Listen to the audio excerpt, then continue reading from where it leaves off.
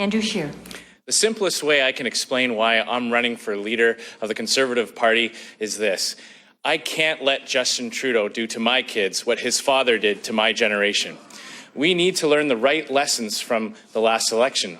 The wrong lesson would be to become liberal light, to articulate things to Canadians that we don't actually believe in. We need a leader who can keep our movement united and focused on the things that bring us together, and who can articulate a positive message to reach a broader audience of Canadians. Thank you. Andrew. Remind Canadians that prosperity comes from the private sector. The government can't create jobs. The wealth comes from those who take risks, entrepreneurs, investors with an idea and a lot of hard work. We need to open up our internal borders, absolutely, but we also need to attract investment from around the world. High corporate taxes make those investments go to other places. Payroll taxes make it harder for Canadian businesses to hire people. We need lower payroll taxes. We need to reject the idea of a carbon tax, and we need to tear down internal barriers to trade. Thank you, Andrew. Deepak O'Brien. Well, when the fiscal monitor came out, I had a flashback to when Stephen Harper warned Canadians that, the deficits were just going to be little teensy tiny things, don't worry about it. And of course, we knew what was going to happen. Just as we predicted, the deficits have become out of control. The first thing you have to do when you're down a hole is to stop digging. We need to stop spending money that we're borrowing from our kids. The first few $1 billion that Justin Trudeau spent wasn't even spent here in Canada. It was all around the world, but not here at home creating jobs. We need a plan that will freeze government spending as we review fundamentally what government should even be doing. We need to get out of the business of a lot of things. That is what will unleash the private sector and create those jobs. Thank you. Stephen Blaney.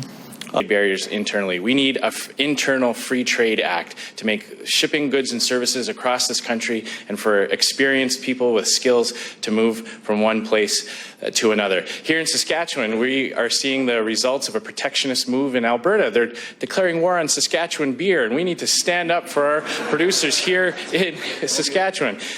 But we need to do this across the board. It's not just one product or another. When human beings exchange freely, both parties are always better off. Otherwise, they wouldn't do it. Government just needs to get out of the way.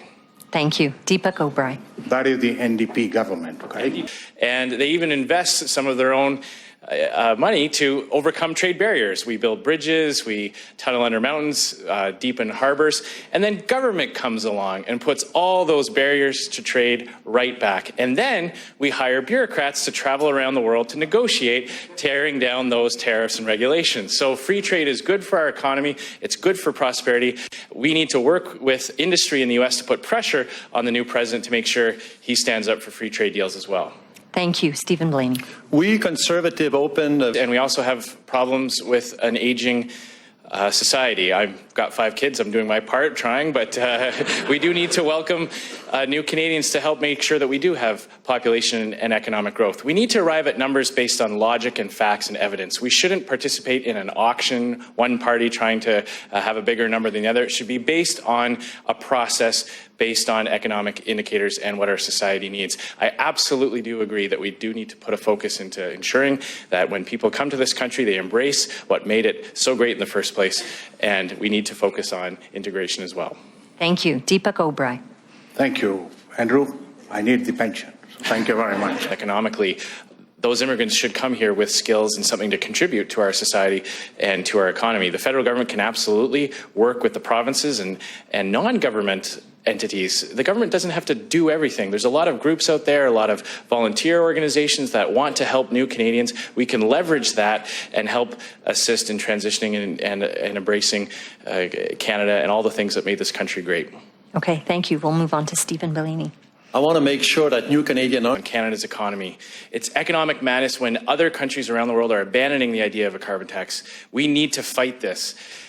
I waited tables in university with a friend who didn't have any post-secondary education, but got a job at Evraz Steel, making steel for pipelines. He's now making enough money to pay a mortgage, put his kids through school. That's the human side of our natural resource sector. And that type of job is going to be eliminated the second that carbon tax is implemented. It's just as easy to manufacture that steel or cars in Ontario, south of the border, where they won't be facing that punitive tax.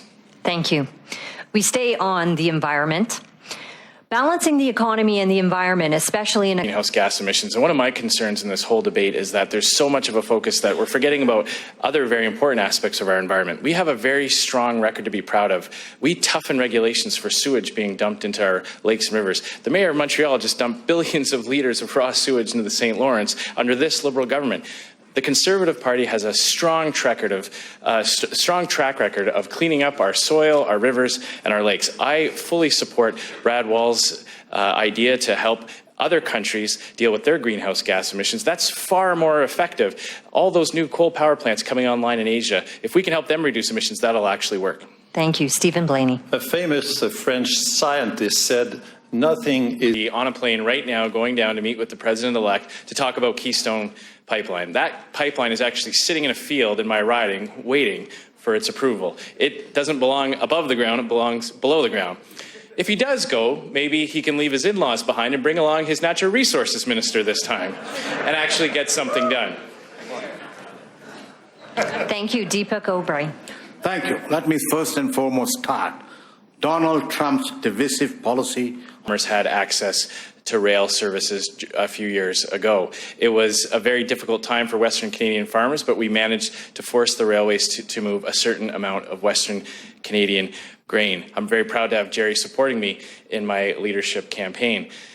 Another way that we can help expand access and capacity on our railways is to approve pipelines. There are millions of barrels of oil a day transported by rail across this country. If we build pipelines from Western Canada to Tidewater, we can open up capacity for grain farmers as well. And that is time. Thank you. Stephen Blaney.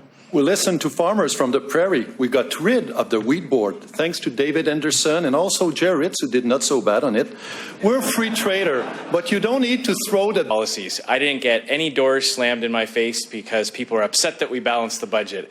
I didn't get anyone who was furious about the tax-free savings account. We had a great, strong record, but we failed to reach a broader audience of Canadians. We need a leader who can keep Conservatives united on the things that we can agree on, that we can achieve when we form government, and present a positive vision for the country. I know I can reach a broader audience. I know I can articulate that vision. We need to make sure that we're always showing people that it's not just about the data points or economic data, debt to GDP ratio. We're doing this to help people. Prosperity helps all Canadians, and the policies of the left actually hurt the very people they're trying to help. Thank you. Deepak O'Brien. Thank you. Ladies and gentlemen, when I used to represent Canada and go overseas and I say I'm representing Canada, they would look at me and say, you don't look white. So the economy doesn't get looked after by selfies and photo ops. And I can make you one promise, I will not be taking my shirt off as often as Justin Trudeau does. He may have a yoga body, I've got a dad body, and I'm proud of it. But we do need to listen to our grassroots. One of the problems with the party and the campaign in the last election was it was very closed and very insular. We need to engage with our grassroots. I'm asking for your support. I'm asking you to join my campaign at andrewscheer.com. Let's keep a united Conservative movement together so we can win in 2019. Thank you. Stephen Blaney. Well, Grace, it's been a privilege to serve under Stephen Harper for 10 years. I believe I've been loyal, and I believe that we can do much as a team, and we have a good...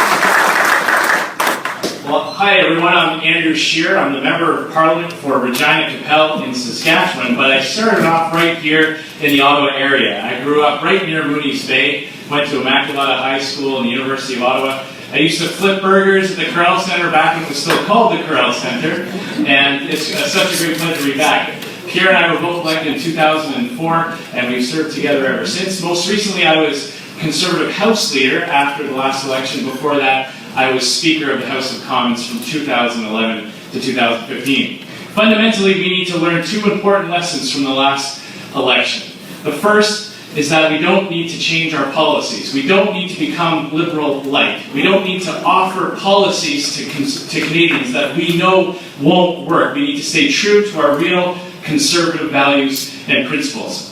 But we do have to think about how we can reach a broader audience, articulate a positive message to Canadians. It wasn't our policies, it was the way we spoke about them. I didn't get any doors slammed in my face because people were upset at the balanced budget, or fist shaking at me because they didn't like the tax-free savings account. But there's something preventing the Canadians, a broader audience of Canadians, from voting for us. I know I can keep our conservative movement united on the things that we can agree on and reach more voters, younger voters, all those people that weren't looking at us in the last election because of our inability to positively articulate our values and policies. Thank you very much.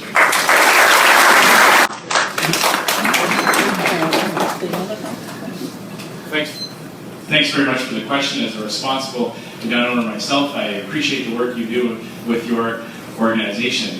We have to make sure that law-abiding firearm owners, hunters, sports shooters have their rights protected. And we can't have a system where the RCMP starts making decisions based on how firearms look. It's about what they actually do, not just how they might appear. Just because they look different than, or similar to a gun doesn't mean that they are intrinsically the same thing. When it comes to fighting crime, we have a great track record. It's tough penalties on repeat offenders, and it's making sure that people face consequences for their actions. You just have to stick with the plan. Okay, go ahead. Well, it's a great question. We have to be able to do a better job to articulate the benefits of nuclear energy. I'm from Saskatchewan. We've made a lot of money selling uranium around Canada, around the world. That money that we make off sales of uranium goes to pay our schools, our hospitals, but more importantly, it's a safe, clean, and effective source of energy. If we want to get serious about tackling greenhouse gas emissions without punishing our economy, there are alternatives, there are solutions, and nuclear energy absolutely should be part of that, and we do need to do a better job to convince Canadians of that. Well, it certainly is frustrating when you can see elements of bias filtered through the media. For example, they've started calling the carbon tax a price on carbon. Well, you know, when the market dictates a cost of doing something, then that's a price. When the government sets it and imposes it and collects it, I call that a tax.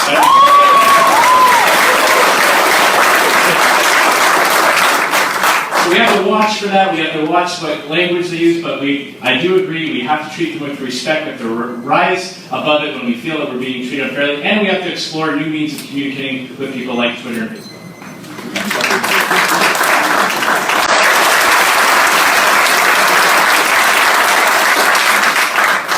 You know, it's very frustrating after listening to the attacks of the Liberals about how we did not consult and collaborate with the provinces, and then they adopt our healthcare targets.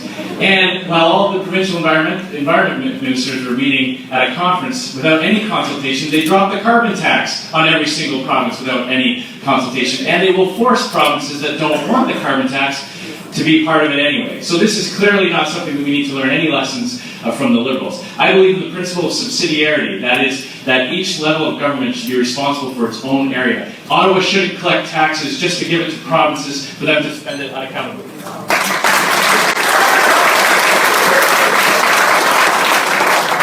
Well, it sounds like you're going to get a lot of people agreeing with each other that 2% is a target that we should work towards. But you know, 2% doesn't mean anything if those dollars aren't being spent efficiently. And the previous government made a lot of progress on procurement, but there's still a lot of challenges with procuring these large ticket items. And that's where some of these costs spiral out of control, and we're not getting enough literally bang for our buck. It's also about what you do with your military, and as Prime Minister, the first thing I would do is rejoin the fight against international terrorism, because that's something that Canada should be ashamed of.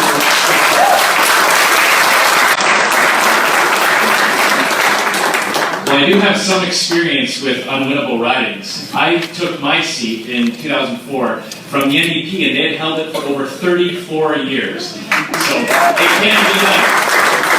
Very quickly, I agree, the last campaign was very insular and closed off. I'll give you one quick example. I went to share a graphic that the party had on their Facebook page on my campaign Facebook site, and it got 0 likes, just a handful of likes, and nobody was looking at it. Turns out the party had a setting on that picture that only people who also liked the Conservative page could see that post. That was just crazy to me. That's the type of thing that a new leader should change. Well, we absolutely need to have a leader that can connect with young people and convince them that what's going on is directly going to affect their lives. I tell people the reason why I'm running is because I can't afford to let Justin Trudeau do to my kids what his father did to my generation. And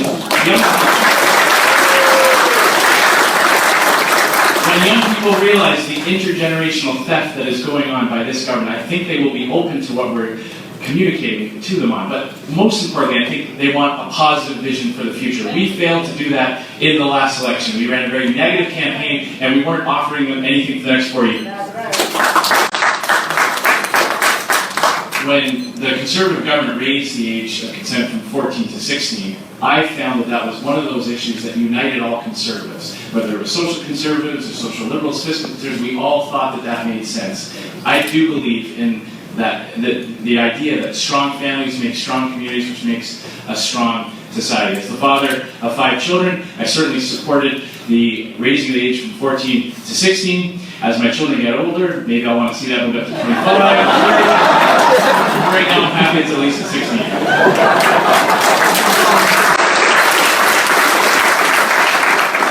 I certainly do agree with ending corporate welfare. Government never picks winners and losers well. When we have a business climate that attracts investment, that's the best thing to create jobs, getting government out of the way. There are a lot of industry groups here in Ottawa. They come and lobby MPs frequently.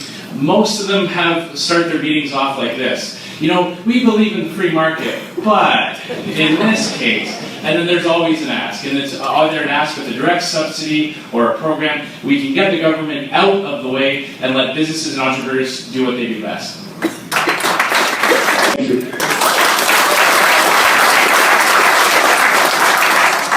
I do agree that it's a huge priority. When you think about it, human beings trade freely with each other, and they even invest a little bit of their own resources to overcome barriers to trade. They'll build bridges and tunnels and harbors, and then government comes along and puts all those barriers back in the form of tariffs, regulations, and things like that. I would pass an internal free trade act that everywhere the federal government props up provincial protectionism, like beer and wine here in Ontario, we can get the federal government out of that and play our leadership role in knocking down those trade barriers.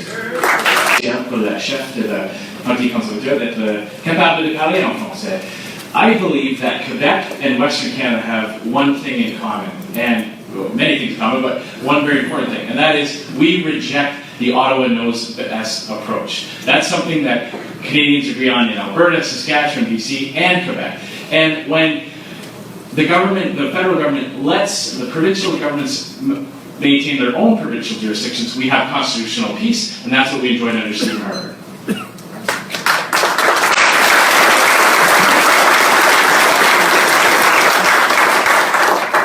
Well, as you heard over the last couple of hours, we agree on a lot of things up here. There aren't a whole lot of policy differences between the leadership candidates, but what you need to ask yourself is, who do you want to see up on stage against Justin Trudeau articulating our conservative values and principles in a positive way that can reconnect with Canadians? That's what we were missing in the last election.